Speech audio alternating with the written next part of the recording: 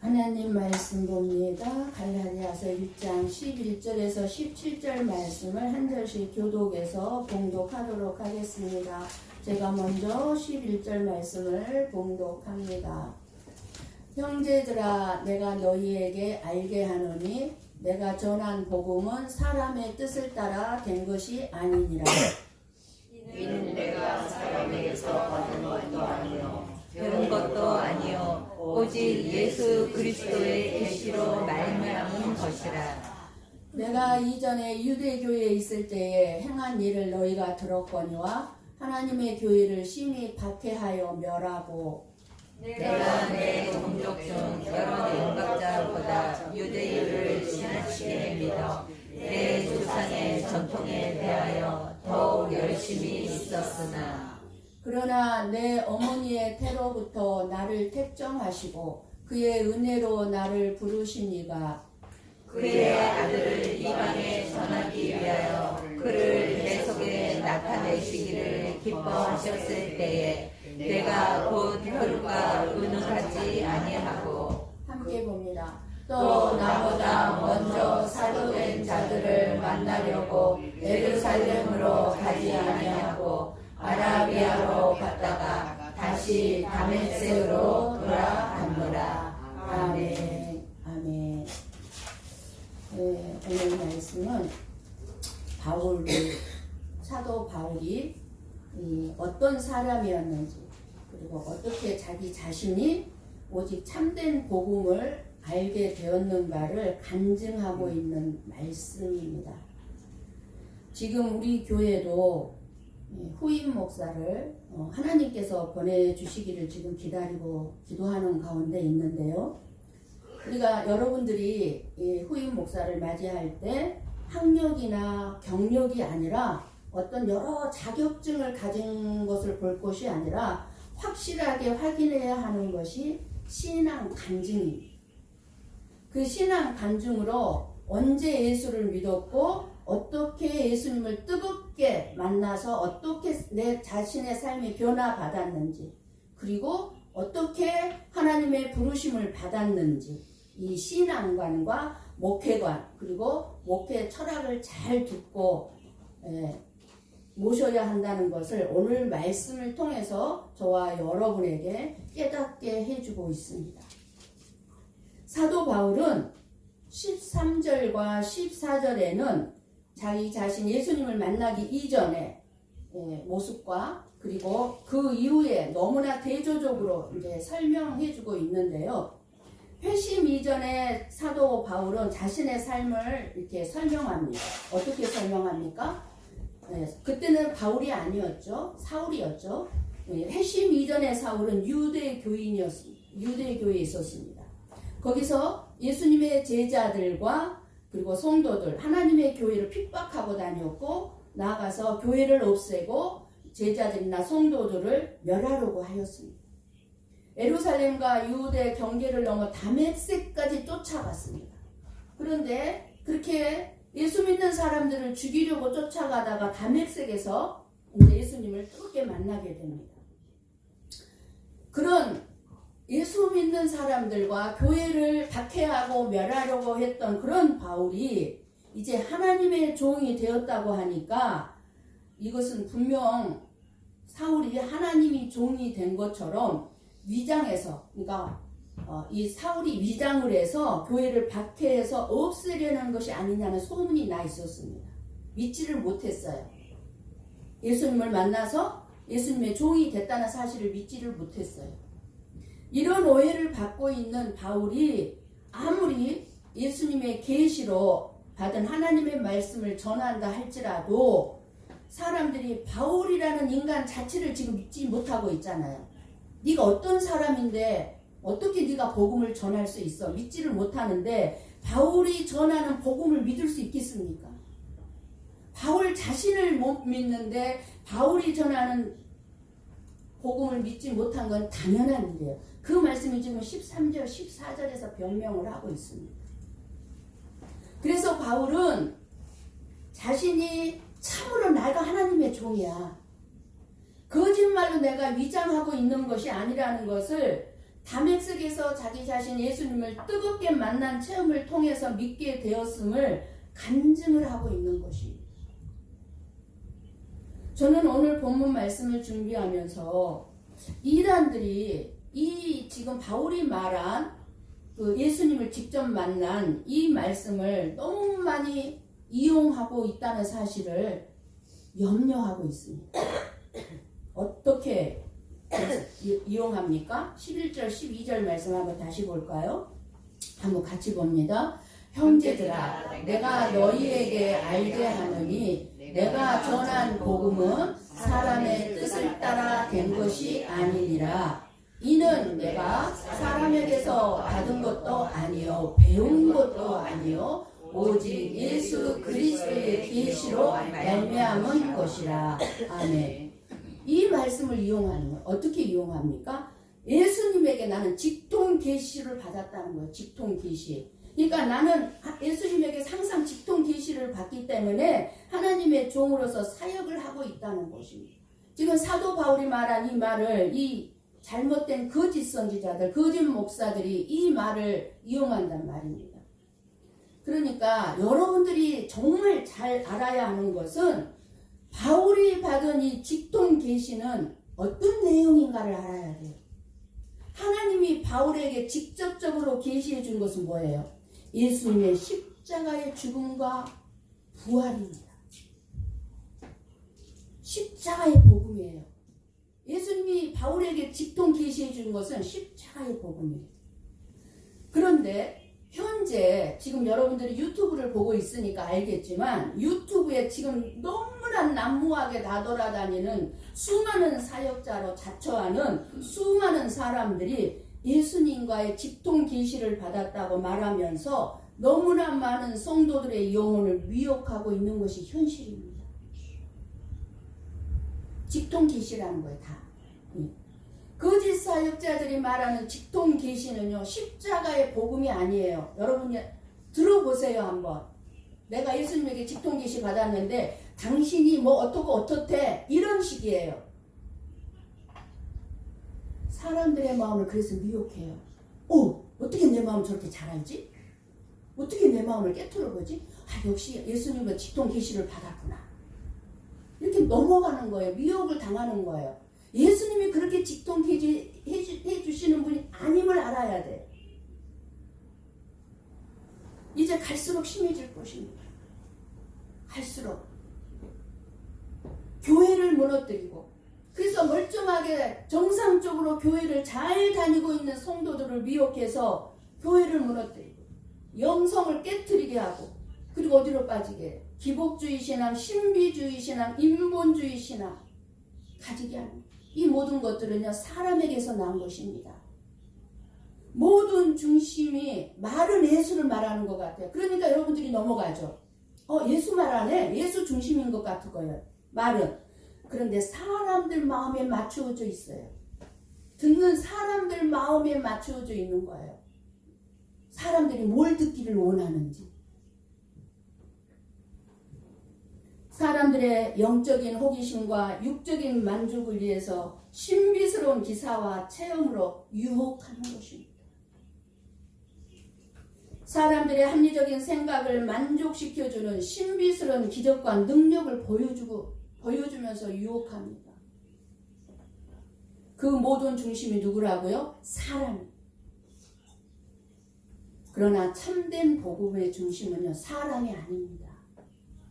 예수님께 맞춰져 있습니다. 예수님께. 내 마음에다가, 내 마음에 들게끔, 흡족하게끔 맞춰지질 않아요, 복음은. 오직 예수님의 마음을 흡족하게 하고 예수님의 마음을 기쁘게 하는 일에 맞춰져 있는 거예요. 하나님의 영광의 중심이 맞춰져 있고 하나님의 나라의 중심이 맞춰져 있습니다. 하나님의 영광을 구하는 참된 복음만이 우리에게 구원과 참된 평안과 축복을 가져다주는 참된 복음의 말씀만을 여러분들이 믿을 수 있기를 축복합니다. 신앙생활에서 중요한 것은요, 누가 나를 택했는가가 너무 중요합니다. 누가 나를 택했어요? 누가? 내가 하나님께 쓰임받은 사람이 되기 위해서 누가 나를 택했는가가 아는 것이 너무너무 분명해야 합니다. 여러분들을 누가 택했습니까? 목사가 택했습니까? 없는 말이죠. 하나님이 저와 여러분을 부르시고 택하신 것이 가장 귀하고 놀라운 복인지 알아야 할 것입니다. 하나님이 천지를 창조하신 전능하신 하나님이 저와 여러분을 택하시고 부르셨다 그 말입니다. 얼마나 놀라운 복인지 여러분들 느끼고 있습니까? 왜 복입니까? 영원하기 때문입니다. 이 땅으로만 끝나는 것이 아니고 영원하기 때문에 이 세상에서 살아가는 동안 가장 귀하고 복된 것은 하나님이 나를 택하시고 내가 죽는 그날까지 아니 영원히 나와 함께 하신다는 사실입니다. 어느 누가 나와 영원히 함께 할 자가 누가 있겠습니까? 내가 화장실에를 가도 목욕탕에를 들어가도 아무도 나랑 함께 할 수 없죠. 그러나 하나님은 나와 함께 하신다는 거예요. 내가 목욕을 할 때도 내가 화장실에서 볼일을 볼 때도 나와 함께 하시는 거예요.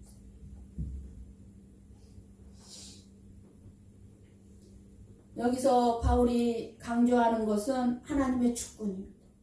하나님의 결정권입니다. 바울은 자기 자신이 전한 복음의 근거를 자기 자신에게 두지 아니하고 살아계신 하나님께 두고 있는 말씀을 지금 설명하고 있는 거예요. 어떤 과정을 통해서 내가 택정함을 입었든지 지금 내가 사도의 직분을 받은 것이 사람들에게서 난 것이 아니다. 사람들이 나를 이 자리에 세운 것이 아니다. 누가 세웠다고요? 예수 그리스도와 하나님 아버지께로부터 말미암았다는 고백이 지금 중요한 것입니다.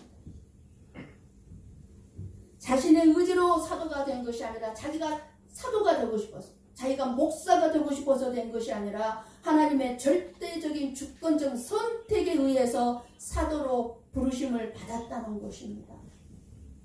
자기는 생각도 안 했다는 거예요. 오히려 반대로 죽이려고 했다는 거예요. 예수 믿는 자를. 그런데 그 예수의 종이 된 것은 자기 의지가 아니다 이거예요. 그래서 15절에 그러나 라는 접속사로 시작하죠. 그 전에는 어땠다는 거예요? 예수 믿을 생각이 없었다는 거죠. 아예 박해하고 죽이려고 했는데 그러나 여기서부터는요 중심이 더 이상 자기 자신이 아닙니다. 하나님이 중심이 돼요. 예수님이 중심이 돼요. 바울의 인생을 이 지금 그러나부터 하나님께서 주도하여 이끌어가고 계시고 오직 바울은 뭐예요? 순종하고 따라가고 있다는 것을 말하고 있습니다. 자기는 하나님께서 이끄시는 대로 순종하고 있을 뿐이라는 것. 이 고백이야말로 예수님을 만나기 전과 만난 이후의 삶을 보여주는 너무나 중요한 간증이 아닐 수가 없습니다. 여러분 간증을 들어보면서 구별할 수 있는 게 이거여야 돼요. 그러나 분명해야 돼요. 그러나가 분명한 간증은 좋은 간증이에요. 무슨 말씀이에요? 내가 예수 믿기 전의 삶과 예수 믿고 난 후의 삶, 거듭남과 내가 구원받은 것에 대한 확신에 대한 확실하게 드러나는 것이 놀라운 간증인 것입니다. 우리 삶 가운데 이런 그러나가 있는가 하는 것이 너무 중요합니다. 내가 결정하는 것 뒤에는 하나님께서 내 안에서 일하시는 역사가 함께 있다는 사실입니다.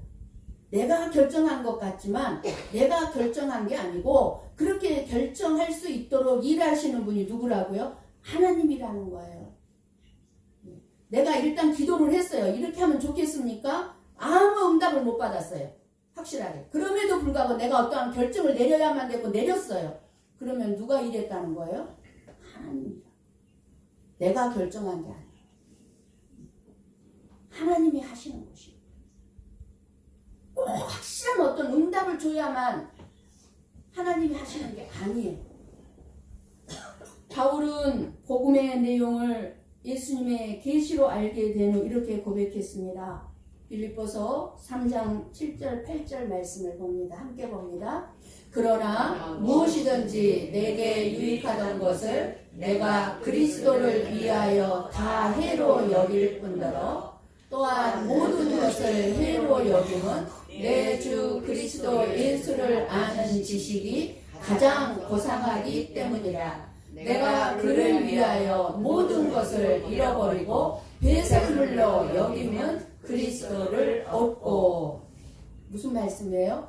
사도 바울이 자기가 예수님을 뜨겁게 만나기 전에 이 복음을 계시로 알기 전에는 세상의 최고의 학문과 출세, 성공을 자기 인생의 영광으로 알고 있었는데 복음을 알고 난 후에 예수님의 계시로 십자가의 복음을 알고 난 후에는 자기가 그렇게 중요하게 여겼던 많은 물질, 부귀, 영화, 출세, 성공을 어떻게 여겼다는 거예요? 배설물로, 똥처럼 여겼다 그 말입니다. 배설물로 여겼다. 똥처럼 여긴다는 거예요. 그런데요, 지금 우리 가운데 있는 이단의 교주들, 그리고 가짜 목사들은 성도들에게 바울이 말한 이 지금 배설물로 여기는 이 세상의 출세, 부귀, 영화, 성공을 강조해요. 바울은 이렇게 다 배설물로 여겼다. 그러니까 여러분들도 배설물로 여기고 다 모든 재산을 바치게 해놓고 자신들은 그 성도들이 거기에 미혹돼서 바친 그 헌물을 착복해서 자기의 땅을 사고 건물을 사고 호화로운 삶을 살고 있는 것이 현실입니다. 왜 자기는 배설물로 안 여겨요? 왜 성도들에게만 배설물로 여기게 해요? 지금 한국 교회에 시끄럽게 또 한 번 일어난 일이 있죠. 유명한 어느 목사가 종말론에 대해서 성도들에게 경각심을 깨우는 아주 인기 많은 수만 명이 그의 유튜브에 들어가서 설교를 듣고 극찬하고 찬양했던 그 목사가 하와이에 호화로운 집을 사놓고 다 드러났잖아요. 불륜을 저지르고 음란을 저지르고 난리가 났잖아요. 여러분 모르는 게 좋아요. 모르면. 그렇게 살고 있다 그 말입니다. 예언을 하고 신비로운 이적과 기사를 베풀고 아무리 예수님의 이름으로 아무리 엄청난 기적을 일으킨다 할지라도 안전뱅이가 일어났다 할지라도 예수 그리스도의 보혈의 공로를 의지하지 않는 것은 다른 복음이에요. 다른 복음을 전하는 것이고 다른 복음으로 산 사람들입니다. 그 사람들은 불법을 행하는 자들입니다. 참된 복음이 바로 예수 그리스도와 그의 십자가의 죽으심과 부활입니다. 병 고침이 아니라 기적이 아니라 예언이나 은사도 아닙니다. 내가 병을 고치지 못하고 예언도 못하고 기적을 일으키지 못해서 하는 말이 아닙니다. 저는 이 은사 안 주신 게 지금 너무너무 감사하고 있어요. 너무너무 감사하고 있어요. 오직 예수님만 붙잡게 해주신 이 은혜를 감사하고 있어요. 지난날에 이 은사를 달라고 그렇게 몸부림치며 그 기도에 응답해 주지 않으신 것에 감사하고 있어요. 왜요? 나도 마찬가지로 그렇게 될 거니까. 불법을 행하는 자가 될 거니까요. 저와 여러분은 지금까지 여러 단계적으로 많은 애언기도도 받아봤어요. 여러분들에게 다 받아보게 했어요. 애언기도도. 애언기도도 받아봤고 신비로운 체험도 다 하게 했습니다. 그리고 그러나 이러한 과정들을 통해서 제가 확실하게 알게 된 것은 그러한 것들이 내가 의지할 것이 전혀 되지 못한다는 사실이었습니다. 너무 호기심이 있었고 궁금했기 때문에 다 받아봤고 여러분들에게도 다 체험하게 했고 받아보게 했지만 여러분들이 의지할 것이 절대 못 된다는 것입니다. 그것이 나를 확신에 거하게 만들지 못합니다. 애언기도가 어떤 은사가 나를 확신에 거하게 어떤 기적을 보는 것이 나를 확신을 갖게 하지 못한다는 것입니다. 오직 확신과 능력은 예수 그리스도의 피 공로만을 의지할 때 나오게 되어 있는 것입니다. 변함없이. 나머지는 다 불법입니다. 왜 많은 사람들이 기복주의, 신비주의, 신앙, 인본주의 이런 그런 잘못된 신앙에 빠지게 됩니까? 복음에서는 능력의 말씀을 체험하지 못하기 때문입니다. 왜 이 복음, 이 말씀의 능력을 체험하지 못합니까? 말씀이 능력인데 말씀을 여러분들이 듣고 있고 읽을 텐데 왜 말씀의 능력을 체험하지 못합니까? 능력이 힘이 되는 하나님의 말씀을 믿지 않기 때문이고 순종하지 않기 때문입니다. 말씀의 능력을 믿고 순종을 해보세요. 체험 안 할 수가 있는가? 능력이 안 임할 수가 있는가? 순종을 안 하기 때문이에요. 그리고 믿지 않기 때문이에요. 하나님의 말씀을 살았고 능력이 있습니다.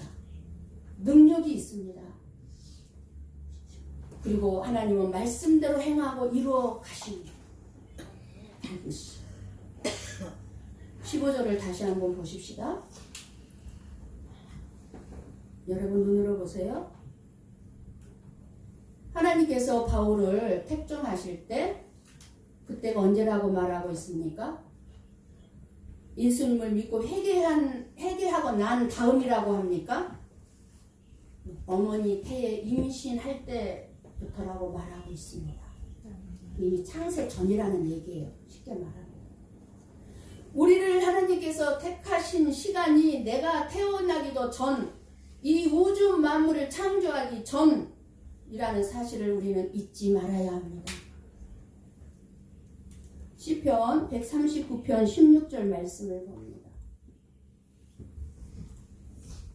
같이 봅니다. 내 형질이 이루어지기 전에 주의 눈이 보셨으며 나를 위하여 정한 날이 하루도 되기 전에 주의 책에 다 기록이 되었나이다. 아멘. 분명히 말씀해 주죠. 나를 위하여 정한 날이 하루도 되기 전에 내 이름이 어디에 기록이 되어 있다고요? 주님의 생명책에. 주님의 생명책에 저와 여러분의 이름이 기록이 되어 있다는 것입니다. 우리는 인생을 살아가면서 크게 착각하는 것이 있습니다. 마치 내 자신이 모든 것을 선택하면서 살아가는 것으로 착각을 합니다. 무엇을 착각합니까? 학교를 정하는 것도 내가 선택한 것, 직장을 정하는 것도 내가 선택, 결혼 배우자를 선택한 것도 내가 선택, 교회를 선택한 것도 내가 선택한 것으로 생각합니다. 하지만 살다 보면 내 삶에 하나님께서 이끌어 가신 흔적을 느끼고 깜짝 놀라게 되죠. 내가 선택한 게 아무것도 없었어요. 다 하나님께서 이끌어 오신 내 인생의 여정이더라 그 말입니다. 내 자신이 모든 것을 결정하며 살아가고 있다고 생각했는데 나의 인생을 뒤돌아보니 하나님의 놀라운 손길이 있었음을 깨닫게 되더라 그 말입니다. 이 자리에 있기까지. 여러분이 지금껏 살아온 모든 과정, 그 십자가의 복음을 깨닫고 이 자리에서 예배를 드리고 있는 이 모든 것이 하나님의 완벽한 계획 속에서 이루어진 것임을 잊지 마시기를 바랍니다. 하나님의 완벽한 계획 속에 있는 거예요. 이 자리에 앉아있는 것이. 하나님의 자녀인 저와 여러분에게는 우연이 없습니다. 잠깐 스쳐 지나가는 인연도 우연이 아닙니다. 그렇다면 우리의 과거의 실수 속에서 잘못 살아온 삶도 하나님의 섭리가 있을 수 있다는 말입니다. 내 죄는 분명히 지난날 잘못되게 살아온 건 맞아요. 죄를 지며 살아왔다 할지라도 예수 그리스도의 보혈로 말미암아 내가 그 모든 죄를 다 제사함 받고 나니 그 죄를 이제 역으로 하나님은 사용하셔서 선으로 바꾸어 가시는 하나님의 놀라운 은혜들을 여러분 체험하고 있지 않습니까? 지난날에 내가 잘못 살아온 삶을, 회개한 나의 삶을 통해서 그 잘못 살아온 삶을 다시 선으로 바꾸시더라고 말이에요. 하나님께서는.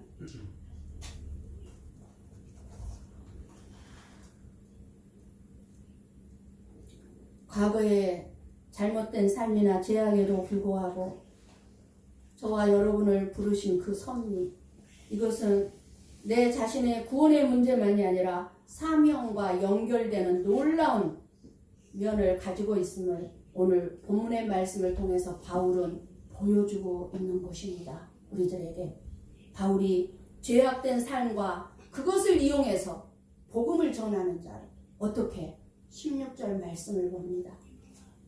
함께 봅니다. 그의 아들을 이방에 전하기 위하여 그를 내 속에 나타내시기를 기뻐하셨을 때에 내가 곧 혈육과 의논하지 아니하고. 이 말씀에서 저와 여러분에게 중요하게 전하는 단어가 있습니다. 뭡니까? 이방. 그의 아들을 이방에 전하기 위하여. 사도 바울을 통해서 예수님을 전하게 하기 위해서. 근데 자기 자신을 예수를 전하게 하기 위해서 자기 자신을 하나님이 택했는데 과거의 그 자기의 잘못된 지난날의 그 과거의 죄악된 그 죄가 하나님의 섭리 안에서 자기를 어떻게 바꾸어 가서 하나님이 그것을 손으로 사용하고 있는지 깨닫고 있는 말씀입니다. 바울은 자기와 다른 생각을 가진 유대인들, 즉 그리스도인들도 용납할 수 없었던 사람이에요. 다른 사람을 이해하지 못했던 사람이에요. 그런데 이제 바울은 놀라운 사실을 한 가지 깨달은 것입니다.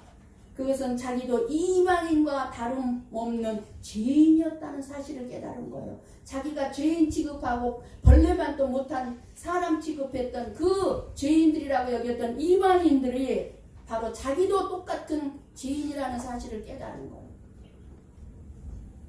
그런데 하나님께서 그런 그의 죄악에도 불구하고 은혜로 부르셨습니다. 그렇다면 이제까지 바울이 대들로 취급한 이방인들도 자기와 너무나 다르게 용납할 수 없는 사람들도 하나님께서 용서하시고 사랑하시는 대상이라는 것을 이 바울이 깨달은 거예요. 자기를 용서하신 하나님이 자기가 무시했던 그 이방인들도 하나님은 용서하시고 사랑한다는 사실을 깨달은 거예요.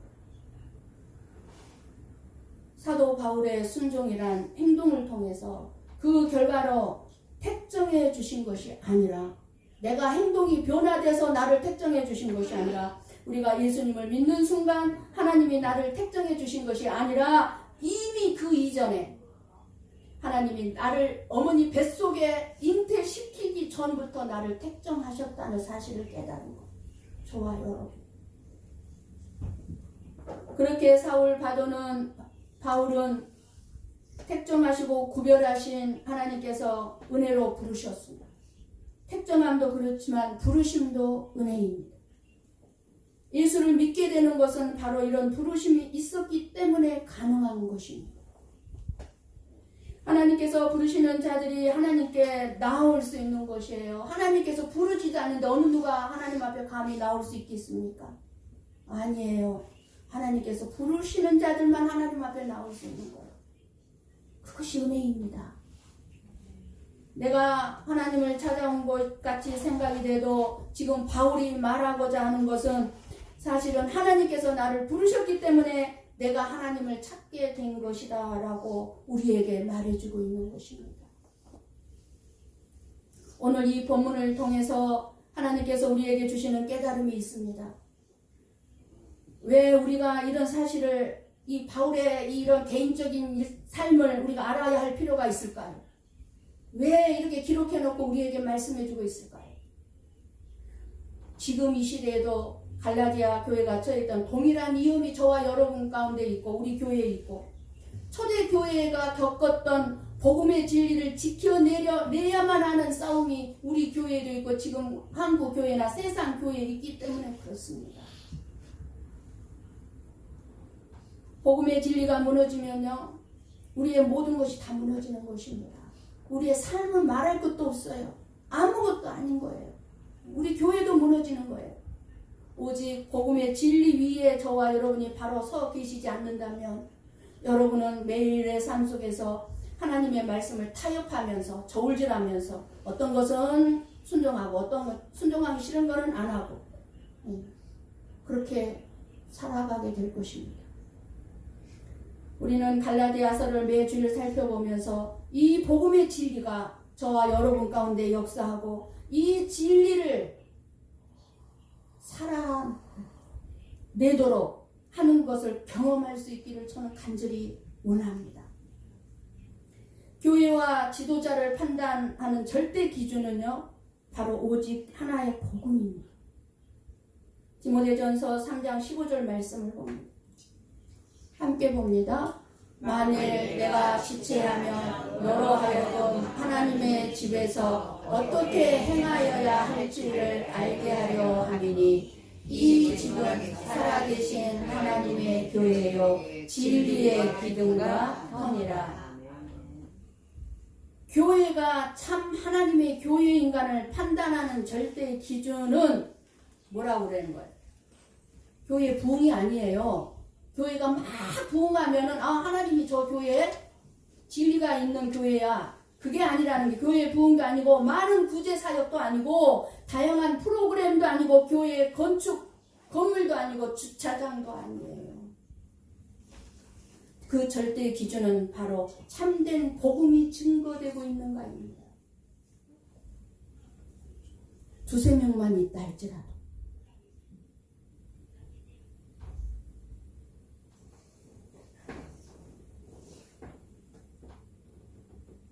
교회의 지도자를 판단하는 기준도 이 강단을 통해서 선포되는 복음의 진리만이 가장 절대적인 판단 기준이 되어야 되고 그렇게 삼아야 합니다.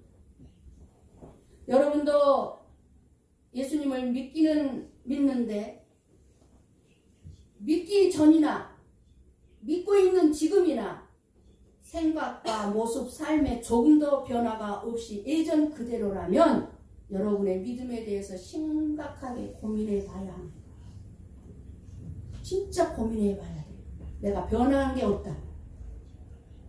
사도 바울과 같이는 아닐지라도.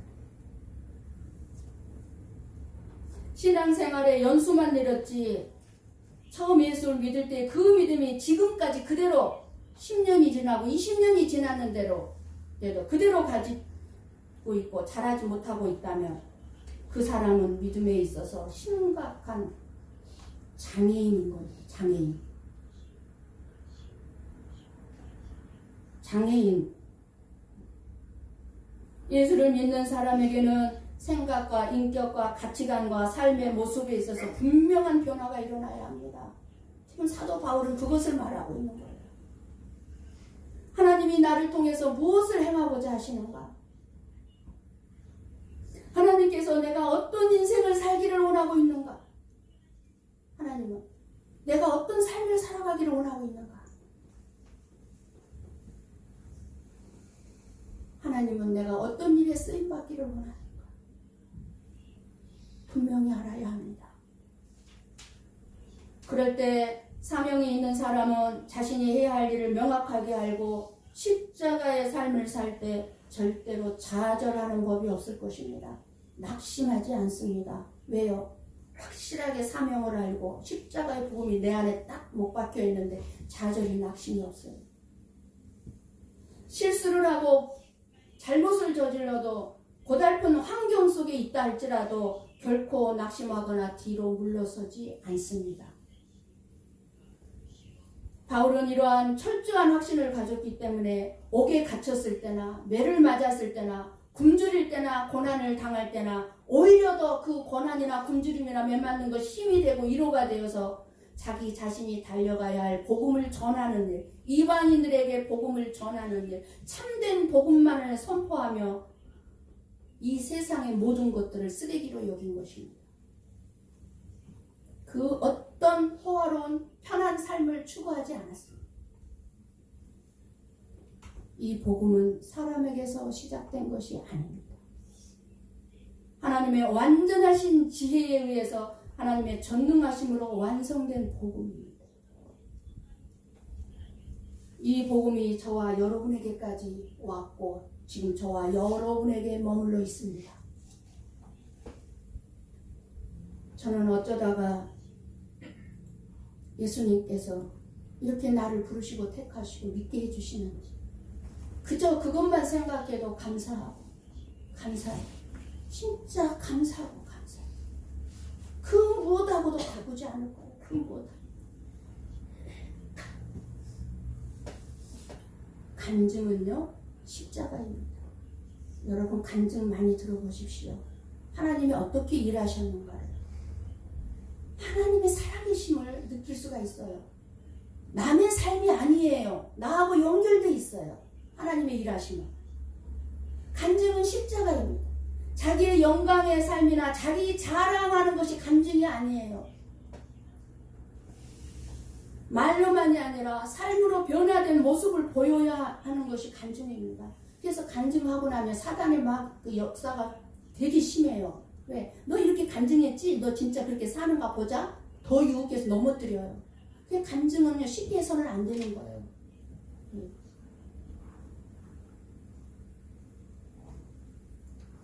여러분의 간증에도 십자가의 고난이나 희생의 내용이 포함되어 있습니까? 간증 없는 사람 없어요. 누구나 간증이 있습니다. 예수님이 만나기 전과 후가 있어요. 그런데 그 여러분의 간증 속에 십자가의 고난, 복음이 있냐 그 말이에요. 혹시 세상적인 것, 인간적인 것은 말할 것이 너무너무 많은데 세상적으로 막 되는 거, 뭐 인간적인 것들은 말할 것이 많은데 내 삶 속에 내가 십자가의 삶을 살아감으로 말미암아 억울함 당하고 희생 당하고 욕 먹고 이러한 것들 말할 것이 있냐 그 말. 예수님 때문에, 복음 때문에 당한 고난이 있냐 그 말.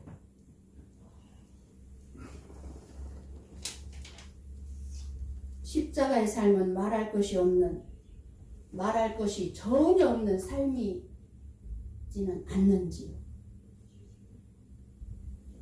그렇지만 감사한 것은 저와 여러분의 간증의 삶은 아직 끝나지 않았다는 사실입니다. 아직 끝나지 않았어요. 우리의 간증은 지금도 이루어가는 중에 있습니다. 그렇기 때문에 오늘이 중요하고 앞으로가 중요합니다. 앞으로의 삶에서 내가 어떻게 살아야 할지도 오늘 본문을 통해서 사울은 말해주고 있습니다. 오늘 이 시간 복음이 하나님께로부터 왔고 이 복음이 바울에게 예수 그리스도로 말미암아 계시되어서 우리들에게까지 왔습니다. 그렇기 때문에 우리들이 먼저 감사해야 될 것은 하나님께서 알려주시지 않으면 우린 아무도 예수님을 믿을 수가 없었다는 사실입니다. 우리의 간증은 바로 지금이 중요합니다. 예수님이 믿어지는 이 믿음.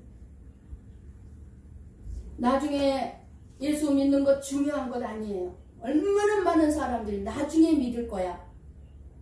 나중에는 다 믿게 될 거야. 너무나 아니라고 나태하게 이렇게 생각을 합니다. 지금 예수를 알고 믿는 것이 중요합니다. 여러분의 간증은 무엇을 말할 수 있을까요? 십자가의 삶으로 예수님께서 기뻐 받으실 만한 삶이기를 원합니다.